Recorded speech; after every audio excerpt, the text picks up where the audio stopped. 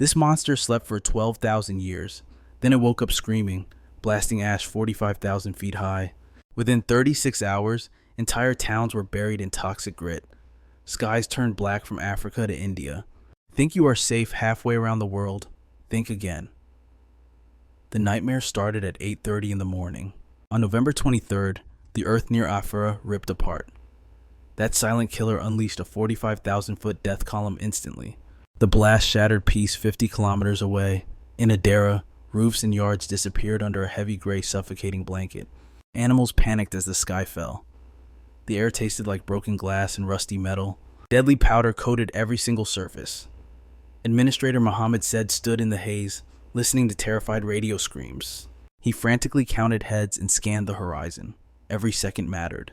No bodies yet, but the food supply was gone. Ash covered everything, leaving livestock to starve. Pastures vanished under grit. Water troughs turned to toxic mud. This was not a fire. It was a slow starvation. Resident Akmed Abdella looked death in the face. He said it felt like a bomb drop. First the shockwave crushed his chest, then the sun died. Families stumbled into the dark, choking. They desperately searched for their kids in the swirling blindness. People tried sweeping ash, but it just kept falling. Children huddled in corners, coughing their lungs out. Even the mosque vanished into the gray void. The whole town was erased from view. Tourists in the Danakil desert were trapped instantly. Cars died on slippery roads as visibility hit zero. Travelers sat paralyzed, waiting for rescue. In the Afar region, this was no pretty light show.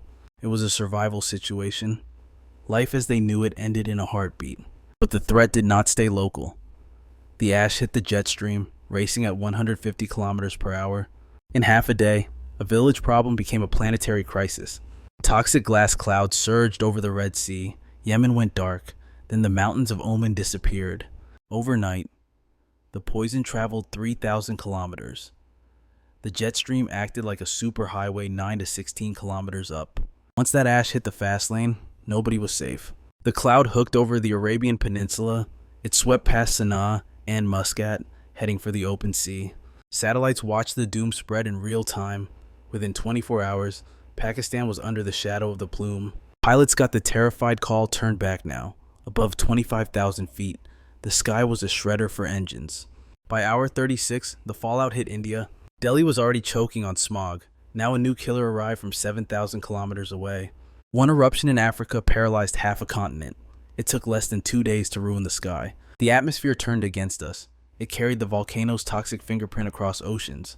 This moved terrifyingly fast. A local blast became a global emergency overnight. Delhi woke up to a poisonous haze. The winter smog now carried debris from thousands of kilometers away. Weather reports confirmed it. The Ethiopian ash cloud had arrived in northern India. But down on the street, the danger was invisible. Air monitors blinked their usual hazardous warnings. Delhi air quality sits between 350 and 500. That is already deep in the danger zone. People there breathe poison daily. Crop burning, exhaust, and dust are already killing them. The ash cruised at 13 kilometers high. Scientists called it just a drop in a toxic ocean. The plume stayed high, looming over the city. It hovered out of reach of the pedestrians below. Hospitals saw the usual chaos. No sudden spike in breathing issues linked to the ash. Everyone wears masks there anyway. Not for volcanic glass, but for their own city's pollution. Tests showed the volcano was the least of their worries. Nitrogen oxides and PM 2.5 were the real killers. The headlines screamed volcano, but the city's background noise drowned it out. Data nerds said relax. The cloud was high up and thinning out. By the time it hit the capital, the worst particles stayed high. They floated miles above the breathing zone. The real danger is up there in a plane. Down here, you are just breathing the usual poison. Share this warning before the wind changes direction. Comment your city below. Delhi is waking up, completely unaware of the silent threat above. Markets open and traffic crawls, just like any other Tuesday. People here are used to toxic air, but this is different. They are breathing in a disaster without even knowing it.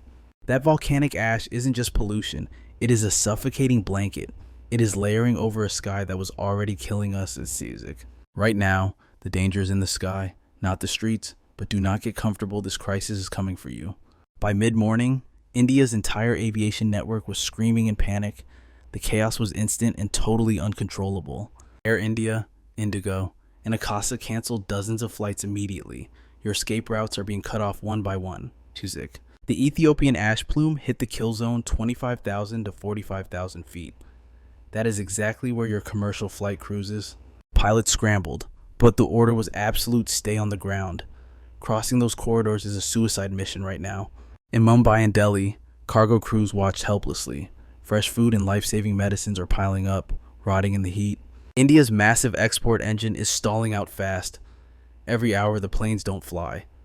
Millions of dollars vanish. Flower shipments to Dubai and London are dying in the warehouse. Your business could be the next casualty of this shutdown. Critical vaccines needing cold storage are trapped on the tarmac. If you need that medicine, you are out of luck. This isn't just about lost packages. It is about lost lives. For passengers. The nightmare started the second they reached the airport. Weddings ruined, business deals dead, tourists stranded.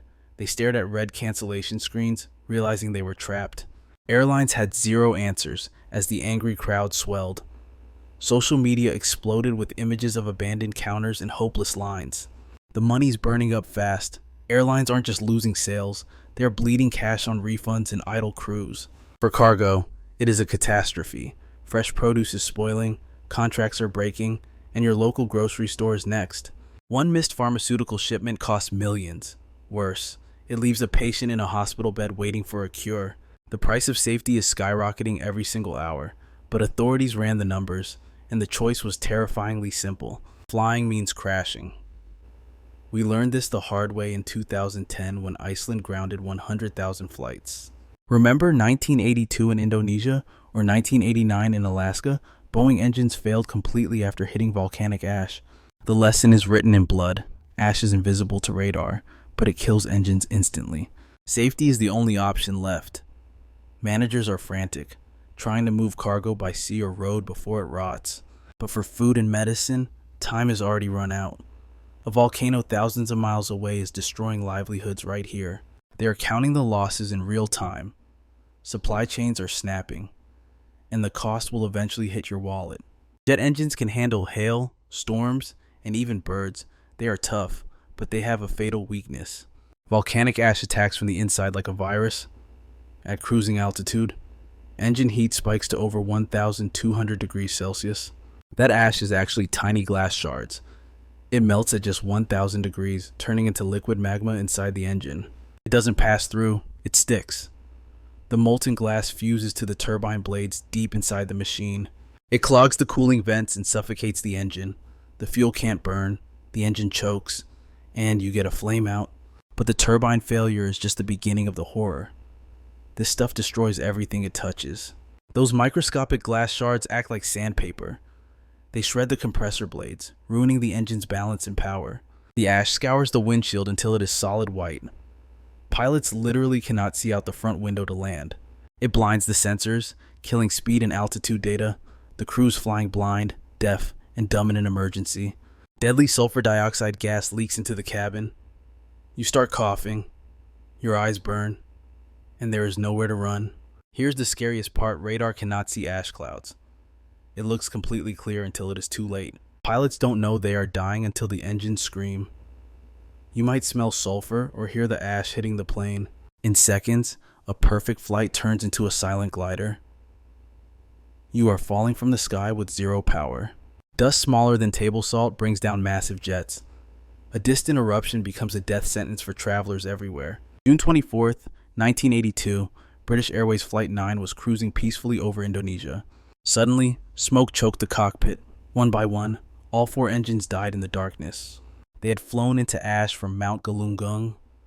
The 7487 dropped 24,000 feet before restarting. 263 people almost died. 7 years later, KLM Flight 867 hit ash over Alaska. All engines failed instantly. The plane plummeted in silence, alarms screaming. They landed safely, but it proved that ash is a jet killer. Volcanic ash cripples even the most advanced aircraft in minutes. In April 2010, Eyjafjallajökull erupted in Iceland. 300 airports shut down instantly. 100,000 flights grounded. Millions of travelers stranded helpless. This disaster forced authorities to face a terrifying reality. Their warning systems were failing. We relied on old satellites and lucky pilot reports. Alerts arrived deadly late. Experts scrambled for a solution. The next eruption could hit without warning. On November 27, 2025, the UK Met Office fought back. Now airlines track ash up to 60,000 feet instantly. Disasters get cut in half. Specialist Karen Shree confirms the breakthrough. This data keeps your family safe. Remember the horror of Flight BA9? We are finally not flying blind. The next crisis won't catch us sleeping. We learned our lesson the hard way. A single blast in Ethiopia grounds planes thousands of miles away. Nature ignores borders. A disaster halfway across the world can ruin your life overnight. Nobody is safe. The next deadly cloud could rise right now. Is your family ready? Comment your location.